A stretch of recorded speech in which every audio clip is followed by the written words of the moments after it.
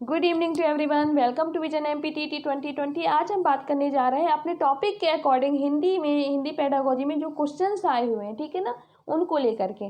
पहला जो हमारा टॉपिक है हिंदी पेडागोजी में, भाषा सीखना और ग्रहणशीलता। इससे जितने भी क्वेश्चंस आज तक क्या सीटीईटी में पूछे गए हैं, अदर टैग में पूछे गए हैं, उनको लेकर हम क्या करेंगे, डिस्कशन करेंगे। तो let us start here. First question है हमारा जो जून 2011 में पूछा गया है, ठीक है ना। प्राथमिक स्तर पर बच्चों की भाषा शिक्षा के संदर्भ में निम्नलिखित में से कौन सा कथन असत्य बताना है आपको। क्या बताना है आपको, कौन सा कथन असत्य है, ठीक है ना, ये आपको ध्यान देना है। ठीक, बात करते हैं ऑप्शन की। प्राथमिक स्तर की बात करें तो आपके फर्स्ट क्लास से लेकर के 5th क्लास तक के बच्चे, ठीक है ना, 1st to 5th क्लास के बच्चे, ठीक है ना। आप कौन सा कथन असत्य है ये देख लेते हैं। फर्स्ट ऑप्शन है बच्चे भाषा की जटिल और समृद्ध संरचनाओं के साथ विद्यालय आते हैं। बिल्कुल सही बात है, क्योंकि हर बच्चे का जो परिवेश होता है, हर बच्चे की जो भाषा होती है वो उसके परिवेश के अकॉर्डिंग होती है, ठीक है ना। इसलिए क्या है, यहाँ पे क्या है, थोड़ी सी जटिलता देखने मिलती है। तो बच्चे की भाषा की जटिल और समृद्ध संरचनाओं के साथ क्या विद्यालय आते हैं, ठीक है ना। बात करते हैं सेकेंड ऑप्शन की। तो बच्चों की भाषा संकल्पनाओं और विद्यालय में प्रचलित भाषा परिवेश में विरोधाभासी भाषा सीखने में सहायक है। बात की जा रही है विरोधाभास की। अगर भाषा क्या है, विरोधी है, जो स्कूल में भाषा बोली जा रही है और बच्चे के जो परिवेश में भाषा बोली जा रही है वो क्या है, एक दूसरे के कॉन्ट्राडिक्ट है, यानी कि विरोधाभास उत्पन्न कर रहे हैं। तो क्या ये सहायक होगी या क्या होगी, ये सहायक होगी या क्या होगी, विरोध उत्पन्न करेगी। तो बिल्कुल सिंपल सी बात है कि आपकी क्या है, भाषा यहाँ पे मैच नहीं कर रही है आपस में, तो क्या करेगी, एक दूसरे को कॉन्ट्राडिक्ट है, तो ये क्या करेंगे, एक दूसरे को भाषा सीखने में क्या करेंगे, मतलब विरोध उत्पन्न करेंगे, ठीक है ना। तो आपका जो राइट आंसर हो जाएगा, राइट आंसर हो जाएगा आपका ऑप्शन नंबर बी। ओके, बात की जाती है आपके थर्ड ऑप्शन की। तो आप यहाँ पे देख सकते हैं जो हमारा थर्ड ऑप्शन है, सुधार के नाम पर की जाने वाली टिप्पणियों और निरर्थक अभ्यास से बच्चों में अरुचि उत्पन्न हो सकती है। बिल्कुल होती ही होती है, ठीक है ना। बात की जाएगी फोर्थ ऑप्शन, बच्चे समृद्ध भाषा परिवेश में सहज और स्वतः रूप से भाषा में परिवर्तन कर लेंगे, तो कर ही लेते हैं बच्चे, ठीक है ना। इस तरीके से जो आपका राइट आंसर है वो आपका हो जाएगा ऑप्शन नंबर बी। ठीक है, बात करते हैं हम नेक्स्ट क्वेश्चन की। तो नेक्स्ट क्वेश्चन में आपको देखना है प्राथमिक स्तर पर कौन सा भाषा शिक्षण का उद्देश्य नहीं है। वही है 1st to 5th क्लास के बच्चे की बात की जा रही है, इनमें से कौन सा शिक्षण का उद्देश्य नहीं है भाषा शिक्षण का, ठीक है ना। फर्स्ट ऑप्शन है आपका वर्णमाला को क्रम में क्या करना है, कंठस्थ कराना। वर्णमाला को क्या करना है कि क्रम में कंठस्थ कर लें बच्चे, ठीक है ना। सेकेंड है आपका ध्वनि संकेत चिन्हों का संबंध बनाना है, यानी कि ध्वनि बोली जा रही है, कुछ ध्वनि निकल रही है, तो हमने उसको बोला कि आप इसका क्या करिए, कुछ भी मतलब इसका क्या बनाइए, सिंबल बना दीजिए, तो बच्चे बना देंगे। बात की जाती है थर्ड ऑप्शन, विभिन्न संदर्भों में भाषा का प्रभावी प्रयोग करना, यानी कि अकॉर्डिंग टू क्या है सिचुएशन, जैसी सिचुएशन हो, जैसा क्या जरूरत हो, उस संदर्भ में क्या करें, आप भाषा का प्रयोग करें, ठीक है ना। विभिन्न संदर्भ में आप प्रयोग कर पाए, हमें बच्चों में क्या ऐसे स्किल या ऐसे भाषा स्किल क्या है डेवलप करना है, ठीक है ना। फोर्थ है आपका स्पष्टता व आत्मविश्वास के साथ अपनी बात कहना, ठीक है ना। स्पष्टता और आत्मविश्वास के साथ क्या कह सके बच्चे, अपनी बात को एक्सप्रेस कर सके, ठीक है ना। तो आपका जो राइट आंसर होगा यहाँ पर उद्देश्य, क्योंकि यहाँ पे जो पूछा गया है वो क्या बताया जा रहा है कि भाषा शिक्षण का क्या है उद्देश्य नहीं है, पूछा जा रहा है, नहीं है। तो क्या है, वर्णमाला को क्रम में कंठस्थ करना, ये अपने आप में क्या है, एक नेगेटिव वर्ड होता है। किसी चीज़ को हमें लर्न नहीं कराना, पैरेट नहीं करवाना, यानी कि ठीक है ना, रट्टू तोता नहीं बनाना कि आप लर्न कर लें और आप बता दीजिए, ठीक है ना, आपको समझना है वहाँ पे। तो आपका जो राइट आंसर हो जाएगा वो ऑप्शन नंबर ए हो जाएगा, ठीक है ना। अब बात करेंगे क्वेश्चन नंबर थर्ड की, कहानी सुनाने से, ठीक है ना। अगर हम क्या कर रहे हैं, कहानी सुना रहे हैं बच्चों को, ठीक है ना, तो उससे क्या होगा, कहानी सुनाएंगे हम बच्चों को तो क्या होगा, बच्चे कक्षा में एकाग्रचित होकर शांत बैठेंगे, ठीक है ना। सेकेंड है आपका बच्चे अनुशासित रहते हैं। थर्ड है आपका बच्चों की कल्पना शक्ति व चिंतन शक्ति का विकास होता है, बच्चे प्रसन्न होते हैं, ठीक है ना। तो आपका जो राइट आंसर है आपका क्या है, आंसर सी है, बच्चों की कल्पना शक्ति व क्या है, चिंतन शक्ति का विकास होता है। जब हम बच्चे को क्या है कहानी सुनाएंगे तो उनकी इमेजिनेशन पावर क्या होगी, इंक्रीज होगी, ठीक है ना। इस तरीके से बात करेंगे हम क्वेश्चन नंबर फोर्थ की। क्वेश्चन नंबर फोर्थ आप देखेंगे, इनमें से प्राथमिक स्तर पर, वही सारी चीज़ें प्राथमिक स्तर की ही हैं, ठीक है ना, 1st to 5th क्लास। प्राथमिक स्तर पर भाषा शिक्षण का कौन सा उद्देश्य अनिवार्यता नहीं है, वही ये भाषा शिक्षण के उद्देश्य चल रहे हैं, ठीक है ना, इनमें से कौन सा नहीं है ये बताना है। भाषा के अलंकारिक प्रयोग की क्षमता का विकास, ठीक है ना। अब बच्चा अगर 1st to 5th क्लास में है तो उसमें क्या सिखाना है कि भाषा के अलंकारिक प्रयोग की क्षमता का विकास करना है।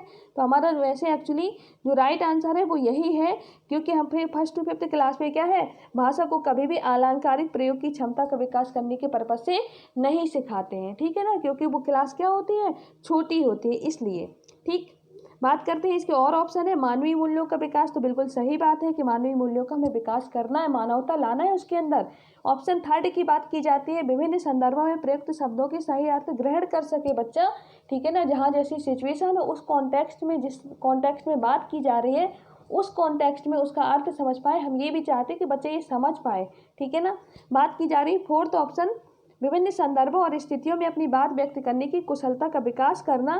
तो बिल्कुल अकॉर्डिंग टू सिचुएशन वो अपनी बात क्या है एक्सप्रेस कर पाए। हमें बच्चों में ये भी क्या हो विकास, भाषा विकास क्या करना है, डेवलप करना है। लेकिन बात की जाती है आपके जो आपका फर्स्ट ऑप्शन था वो क्या है, टोटली रॉन्ग है, ठीक है ना। भाषा के अलंकारिक प्रयोग की क्षमता 1st to 5th क्लास में हमें नहीं सिखानी है। क्वेश्चन नंबर नेक्स्ट है आपका, लगभग 2 साल के बच्चे तार वाली भाषा टेलीग्राफिक स्पीच जिसे हम कहते हैं का प्रयोग करते हैं। किसका प्रयोग कर रहे हैं, टेलीग्राफिक स्पीच का प्रयोग कर रहे हैं। तो आप क्या करेंगे यहाँ पे, ठीक है ना। आपको क्या पूछा गया है, तार वाली भाषा का अर्थ बताना है। तार वाली जो भाषा है इसका आपको क्या बताना, अर्थ बताना है तार वाली भाषा का, ठीक है ना। तो आप देख सकते हैं जो हमारे ऑप्शन है क्या कहलाती है तार वाली भाषा, संक्षिप्त वाक्यों का प्रयोग करना, मुख्य अर्थ को व्यक्त करने वाले संज्ञा, क्रिया, विशेषण आदि 2 शब्दों वाली अभिव्यक्ति, या तार में प्रयुक्त होने वाले शब्दों का प्रयोग या अंग्रेजी शब्दों का प्रयोग। तो हमारा जो इसका राइट आंसर है वो है ऑप्शन नंबर बी।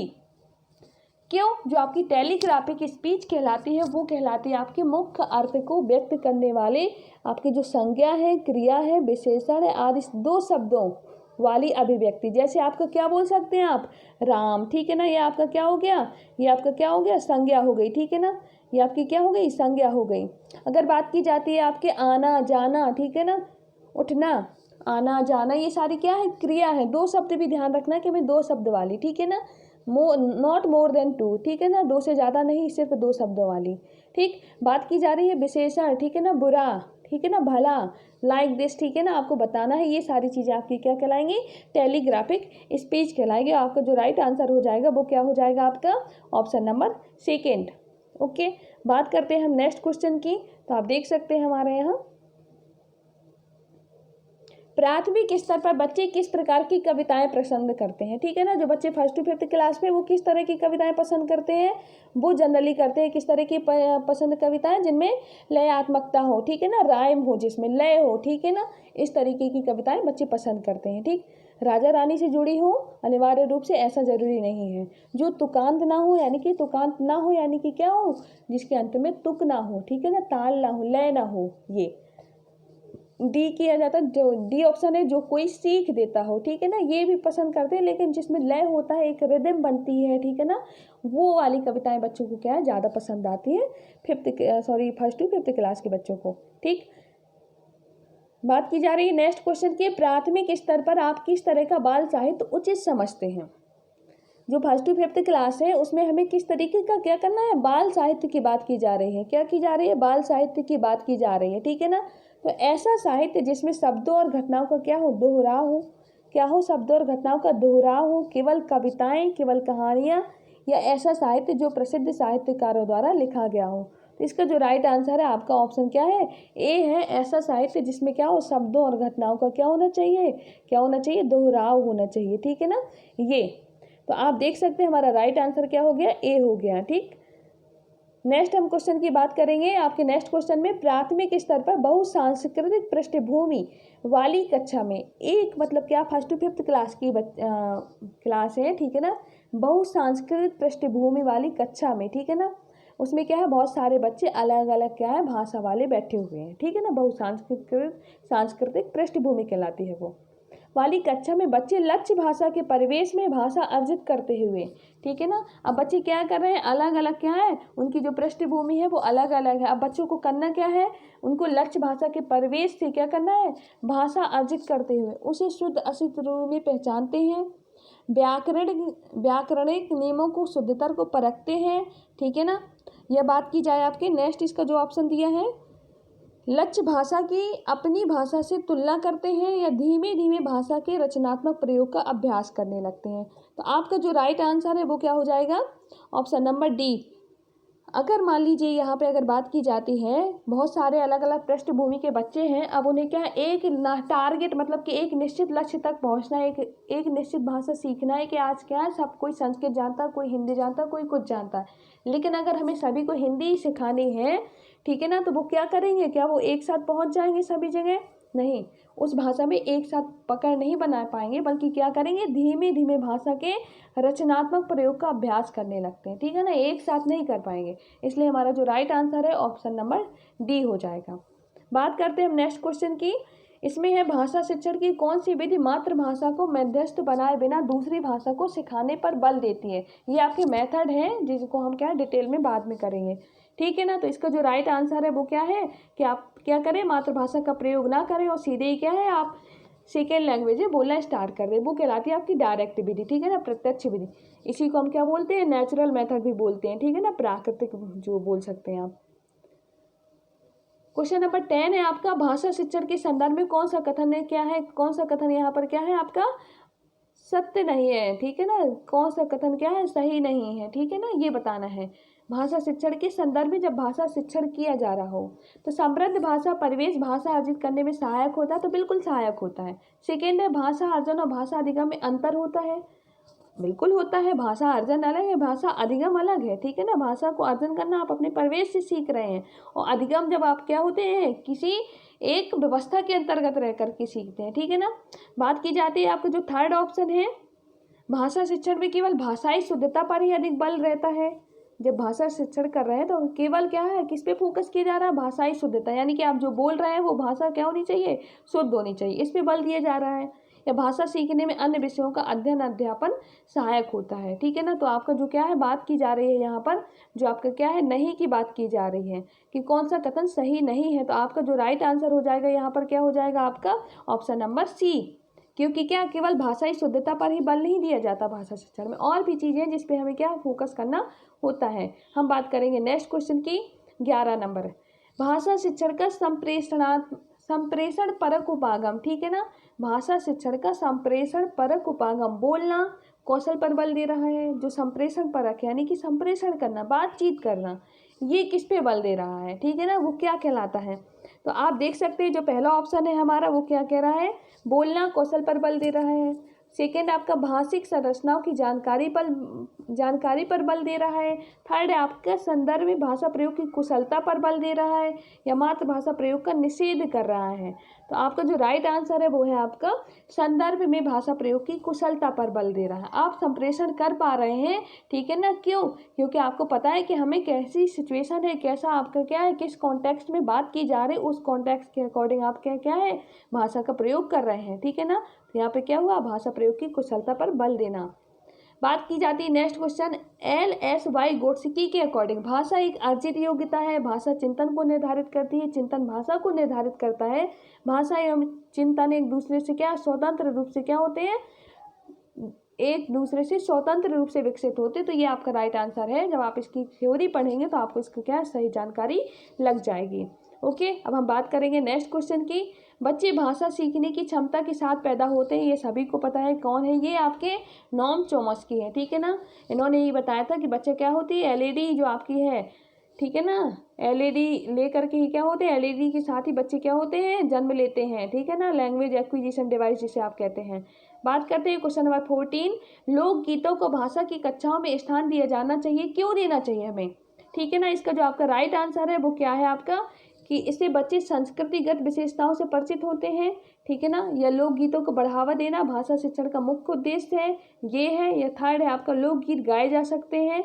या फोर्थ है आपका लोकगीतों के माध्यम से पारंपरिक मूल्यों की शिक्षा क्या है दी जा सकती है, ठीक है ना। तो इसका जो आपका राइट आंसर है वो है आपका कौन सा, ऑप्शन नंबर ए, ठीक है ना। इससे क्या होंगे बच्चे संस्कृतिगत जो विशेषताएं हैं, ठीक है ना, उससे क्या होंगे परिचित होंगे, ठीक है ना। इस तरीके से हमारा राइट आंसर ए हो जाएगा।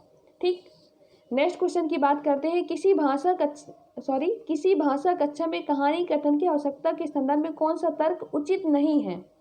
कहानी जब कही जा रही हो तो कहानी कथन की आवश्यकता के संदर्भ में कौन सा तर्क उचित नहीं है ये बताना है आपको, ठीक है ना। तो सभी बच्चों की क्षमता अनुसार कल्पना शक्ति का विकास करना, ये है, सही नहीं की बात कर रहा है वो। सेकेंड है सभी बच्चों को भाषा सुनने का परिवेश मिलता है, ठीक है ना। थर्ड है सभी बच्चों की क्षमता को ध्यान में रखते हुए ये उचित नहीं है, ठीक है ना। डी है आपका बच्चों को शब्द भंडार के विकास में अवसर प्राप्त होते हैं। अगर हम कोई कहानी कथन कह रहे हैं, कुछ कहानी बताई जा रही है बच्चों को, तो बता रहे हैं कि इसकी आवश्यकता के संदर्भ में कौन सा तर्क उचित नहीं है बताना है हमें, तो सभी बच्चों की क्षमता को ध्यान में रखते हुए ये उचित नहीं है। क्यों नहीं है? अगर हमें कहानी कहना है तो हम बच्चों की क्या है उचित क्षमता को ध्यान में रखेंगे, क्योंकि बहुत ज़्यादा जरूरी है हमें ध्यान रखना कि हम छोटे बच्चों को कहानी कह रहे हैं या हम क्या बड़े बच्चों को कह रहे हैं या किससे कह रहे हैं हम कहानी। तो हमें क्या करना है, उनकी क्षमता को ध्यान में रखते हुए कहानी कहना है, ठीक है ना। ये आपका जो आंसर है, इस तरीके से आपका आंसर क्या हो जाएगा, ऑप्शन नंबर सी। ठीक, इस तरीके से हमारे 15 क्वेश्चंस कंप्लीट हो चुके हैं और अब हम बात करेंगे नेक्स्ट वीडियो में। Thank you to all.